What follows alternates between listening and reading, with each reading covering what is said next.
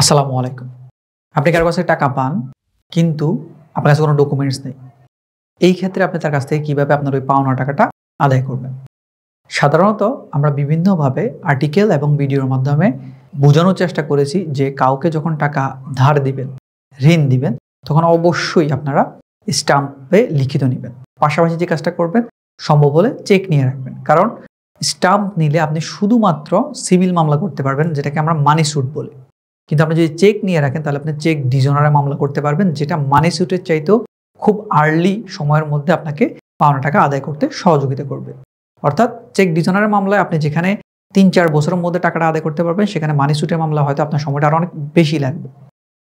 কিন্তু ধরুন কেউ একজন টাকা কাউকে ধার দিয়েছে বা কোনো কাজের জন্য দিয়েছে, কিন্তু কাজটা আদায় হয়নি বা ধারের টাকা পরিশোধ করতেছে না। আর এই যে ধারের টাকার যে লেনদেন, এটার কোনো এভিডেন্স ওনার কাছে নাই, কোনো কাগজপত্র করা হয়নি। সেই ক্ষেত্রে এই টাকাটা কিভাবে আদায় করবেন?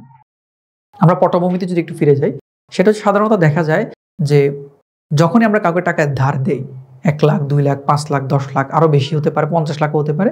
যখন আমরা দেই কাউকে, তখন তার কাছ থেকে ডকুমেন্টস চাইতে আমাদের কাছে একটা সংকোচ বোধ হয়। কারণ আমরা কিন্তু একদমই স্ট্রেঞ্জার বা কোনো আগন্তুককে টাকা ধার দেই না। ধার দেই কিন্তু আমাদের হয় ফ্যামিলির মধ্যে বা বন্ধু-বান্ধবের মধ্যে কাউকে। তার কাছ থেকে তাকে একটা অবিশ্বাসের সুরে স্টাম্প চাওয়াটা কেমন যেন একটু সংকোচ বোধ হয় আমাদের মধ্যে। এই কারণে আমরা চাইতে পারি না। আর ওই সাইড থেকেও একটা লোক এমন একটা অবস্থা তৈরি করে যে আমি তো আপনাকে টাকাটা দিয়ে দিচ্ছি। ঠিক আছে? আর আমাদের দেশে একটা সবচেয়ে বড় স্কেলে টাকার লেনদেন যেটা হয়, সেটা হচ্ছে বিদেশ যাওয়া পারপাস। কোনো একটা ট্রাভেল এজেন্সি হতে পারে, ট্রাভেল এজেন্সির এজেন্টের মাধ্যমে হতে পারে বা পরিচিত কোনো লোকের মাধ্যমে হতে পারে, যাকে বলা হচ্ছে যে আমি বিদেশ যাব। সেক্ষেত্রে হচ্ছে কি আমাকে বলতেছে আপনি টাকা দেন। কত টাকা লাগবে? এত টাকা লাগতেছে। আমি টাকাটা দিচ্ছি, বলতেছে হ্যাঁ, ভিসা পাবো তো এটা খরচ হবেই। ভিসা হয়ে যাচ্ছে, বাকি টাকাটা পরিশোধ করে আপনি বিদেশ চলে যাবেন। এখন ভিসা ধরুন ৬ মাসের মধ্যে হওয়ার কথা, ভিসাও হচ্ছে না, আমার পাওনা টাকাটাও ফেরত দিচ্ছে না। আমি যে টাকাটা দিছিলাম অ্যাডভান্স, সেটাও দিচ্ছে না। কেউ আছে পুরো টাকাটা একসাথে দিয়ে দিচ্ছে।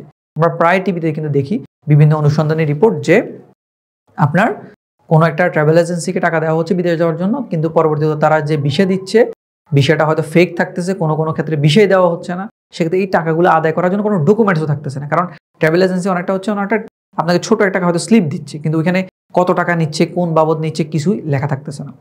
আরেকটা স্কেল হচ্ছে দেশের বাহিরে। আমাদের লেনদেন যে শুধুমাত্র দেশের মধ্যে থাকে তা না, দেশের বাহিরেও যখন আমাদের বাংলাদেশি লোকরা অবস্থান করে, তারা বিভিন্ন পারপাসে একে অন্যকে টাকা পয়সা লেনদেন করে। তখন ওই দেশে তো স্বাভাবিক বাংলাদেশের স্ট্যাম্পও ওরা খুঁজে খুব একটা পায় না। আবার সাদা কাগজে যেহেতু ওইভাবে কোনো ভিত্তি থাকে না, সাদা কাগজে কোনো লিখিত থাকলে সেটা যেহেতু খুব একটা ভিত্তি থাকে না, সেক্ষেত্রে ওইটার জন্য দেখা গেছে ওরা আর অগ্রসর হয় না, বলে যে ঠিক আছে ২-৪ জন সাক্ষী লাখে লোক রেখে টাকাটা আদান প্রদান করতেছে। এখন পরবর্তীতে যখন যাকে টাকা দেওয়া হচ্ছে বা বিদেশ যাওয়ার জন্য যাকে টাকা দেওয়া হচ্ছে, ইভেন আমাদের দেশে চাকরি দেওয়ার নাম করে অনেক টাকা নিয়ে থাকে অনেকে। ঠিক আছে? ওই পারপাসেও হচ্ছে টাকা পয়সা আদান প্রদান হচ্ছে, এগুলো সেগুলোর ডকুমেন্টস থাকতেছে না। এখন এই যে ডকুমেন্টস নাই, এই ক্ষেত্রে আপনি কি করবেন? যদি ডকুমেন্টস না থেকে থাকে, তখন আপনাকে ডকুমেন্টস তৈরি করতে হবে। কিভাবে তৈরি করতে হবে? আপনি যদি টাকা দেওয়ার আগে ডকুমেন্টস যেটা স্টাম্প অথবা চেক, এটা যদি আপনি পরবর্তীতেও চান যে ভাই আমি আপনাকে টাকা দিছি, আপনি আমাকে টাইম মতো ভিসাও দিতে পারতেছেন না, চাকরিও দিতে পারতেছেন না, বা আমার যে টাকা যে সময়ের মধ্যে পরিশোধ করার কথা সেটা পরিশোধ করতে পারতেছেন না, তাহলে দয়া করে আমাকে একটা স্টাম্প করেন আর একটা চেক দেন। এখন এই ক্ষেত্রে অনেক ভদ্রলোক আছে যারা আসলে টাকাটা কোনো কাজের জন্য হয়তো আটকায় গেছে বা কিছু একটা টাকাটা দিয়ে দিবে, তারা কিন্তু সুন্দর স্টাম্পও করে, চেকও করে। ঠিক আছে? কিন্তু যদি দেখেন কোনো ব্যক্তি একটু চতুর, সে স্টাম্পও করতেছে না, চেকও করতেছে না, অথবা আপনি তাকে খুঁজেও পাইতেছেন না, সে আপনার ধারে কাছেও নাই। ঠিক আছে? সে বিদেশ পালায় যেতে পারে, বা আপনি বিদেশে আছেন, সে দেশে পালায় যেতে পারে, আবার আপনি যে জেলায় থাকেন সে ওই জেলা থেকে আউট হয়ে যেতে পারে। এরকম অনেক কাজ কিন্তু অনেকে করে থাকে। সেই ক্ষেত্রে আপনাকে কি করবেন? সেই ক্ষেত্রে আপনার কাছে যদি কোনো ফোন রেকর্ডিং থাকে, কল রেকর্ডিং, কিংবা যদি আপনার কাছে কোনো মেসেজ আদান প্রদান থাকে, ধরুন হোয়াটসঅ্যাপ অনেক সময় মানুষ ভয়েস দিয়ে থাকে, মেসেজ দিয়ে থাকে, ইমো, মেসেঞ্জার, এগুলো তো মানুষের এই কথাগুলা এমনভাবে কথাবার্তা বলবেন যাতে ওইখানে সে স্বীকার করে নেয় যে আপনার কাছ থেকে সে টাকা নিচ্ছে, এবং টাকার অ্যামাউন্টও সাথে উল্লেখ করা থাকে, এটা সে দিতে একটু সময় নিচ্ছে। এই ধরনের কোনো একটা স্বীকারোক্তি আপনি আদায় করে নেবেন। আরও কৌশল থাকবে, আপনি আমাদের ওয়েবসাইটে ঘুরে দেখবেন, আমরা এই ধরনের অনেকগুলো বিভিন্ন কৌশল নিয়ে আলাপ আলোচনা করেছি, যেগুলোর ভিত্তিতে আপনি কৌশলে কথা বলে তার কাছ থেকে এই স্বীকারোক্তিটা আদায় করে নেবেন, সে যে আপনার কাছ থেকে টাকা নিয়েছে। তখন আপনি ওই স্বীকারোক্তি নিয়ে আপনি চাইলে আপনার স্থানীয় থানাতে একটা অভিযোগ করতে পারেন। কারণ কোর্টে হয়তো আপনি সকল এভিডেন্স সাবমিট করতে পারবেন না, কারণ হচ্ছে কোর্ট হয়তো সকল এভিডেন্স অ্যাকসেপ্ট নাও করতে পারে। আপনি একটা হোয়াটসঅ্যাপের রেকর্ডিং আছে, এটা প্রপারলি হয়তো আপনি কোর্টে সাবমিট করতে আপনার জন্য একটু জটিল হয়ে যাবে, কিন্তু আপনি থানাতে যান, এলাকার সালিসি পরিষদ, সেখানে কিন্তু আপনি সেটা ইউজ করতে পারবেন। আর ধরুন কোনো কিছুই নেই, আপনি এখন এই যে ভিডিও আপনি যেমন দেখতেছেন, আপনি যার কাছে টাকা পাবেন সেও এই ভিডিও দেখছে, সেও আর আপনার সাথে ভয়েসে মেসেজে কোনো জায়গাতে কোনো ধরনের স্বীকারোক্তি দিচ্ছে না, সেক্ষেত্রে আপনি কি কাজ করতে পারেন? সেক্ষেত্রেও আপনি চাইলে মানি স্যুটের মামলা করতে পারবেন, আর সে যে আপনার সাথে প্রতারণা করেছে সেই ধরনের পদক্ষেপ আপনি নিতে পারবেন। কিন্তু সেক্ষেত্রে হয়তো আপনাকে ওই যে যখন আপনার দালিলিক সাক্ষ্য থাকে না, মানে ডকুমেন্টের এভিডেন্স থাকে না, তখন আপনাকে ওরাল এভিডেন্স বা মৌখিক সাক্ষ্য ব্যবহার করে আপনাকে মামলাটা এস্টাবলিশ করতে হবে। কিভাবে এস্টাবলিশ করতে হবে? আপনি যে টাকা আদান প্রদান করছেন, দিয়েছেন, কেউ না কেউ তো সাক্ষী ছিল। একদম এমন তো না যে পৃথিবীতে আপনারা দুজন প্রাণী আছেন আর কেউ প্রাণী নেই, এই লেনদেনের বিষয় কেউ জানতো না, কেউ না কেউ তো জানতো, আপনার আশেপাশে কেউ জানতো, ওই লোকের আশেপাশে কেউ না কেউ জানতো, তাদেরকে আপনি ইনভলভ করেন, করে এই মামলাটাতে সাক্ষী বানিয়ে মামলাটা জিততে পারেন। পাশাপাশি যে অপরাধ করে তার মনের মধ্যে সবসময় একটা অপরাধ বোধ কাজ করে।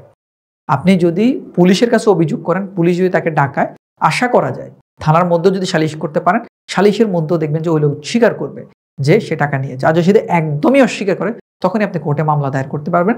তবে মাথায় রাখবেন, এভিডেন্স না থাকলে আপনার মামলাটা একটু লেংদি প্রসেস হবে, অনেক সময় লাগবে। বাট আপনি ইনশাল্লাহ যদি সকল এভিডেন্স আপনার পক্ষে থাকে, ওরাল এভিডেন্সগুলো আপনার পক্ষে থাকে, আপনি মোটামুটি চেষ্টা করে যেতে পারেন যে টাকাটা আদায় করা যাওয়ার জন্য। আর এই সকল পদক্ষেপে যখনই আপনার কাছে এভিডেন্স আছে বা এভিডেন্স নাই, যে অবস্থায় আছে, আপনি তাকে প্রথম অবস্থাতে একটা লিগ্যাল নোটিশ পাঠাবেন।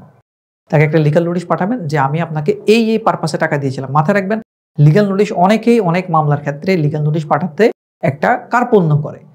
থানায় গিয়ে মামলা করা বা কোর্টে গিয়ে মামলা করতে কার্পণ্য করে না, কিন্তু জাস্ট একটা লিগ্যাল নোটিশ পাঠাতে কার্পণ্য করে। অথচ এই লিগ্যাল নোটিশ আপনার জন্য অনেক ধরনের বেনিফিট বহন করতে পারে। যে কোনো ধরনের মামলা, সিভিল হোক, ক্রিমিনাল হোক, যে কোনো ধরনের মামলার আগে কিন্তু আপনি চাইলে একটা লিগ্যাল নোটিশ ফর্মালিটিতে পাঠাতে পারেন। এতে হয় কি, আপনার মামলাটা যে গোছানো, পুরো গোছানো জিনিসটা আপনি লিগ্যাল নোটিশে পাঠাতে পারবেন। আপনি যখন একটা লিগ্যাল নোটিশ পাঠাবেন, ওই লোক লিগ্যাল নোটিশটা পড়বে, পড়ার পর এই লিগ্যাল নোটিশ নিয়ে এসে আরো 2-3টা লোকের সাথে আলোচনা করবে, একটা লয়ারের সাথে আলোচনা করবে।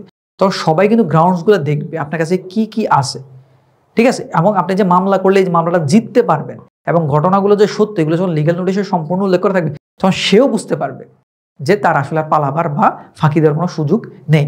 তখন সে চেষ্টা করবে আপনার সাথে আপোষ করার। যে কোনো মামলাতে আপনি লিগ্যাল নোটিশ পাঠিয়ে যদি তাকে 15 দিন 30 দিন সময় দেন, যে এই সময়ের মধ্যে আপনি আমার সাথে এটার ব্যবস্থা করেন, আদারওয়াইজ আমি আপনার বিরুদ্ধে ফৌজদারি অথবা দেওয়ানি মামলা মোকদ্দমা দায়ের করব, তখন অটোমেটিক্যালি সে চেষ্টা করবে আপনার সাথে কোনো না কোনো একটা অ্যাঙ্গেলে এসে আপোষ করতে।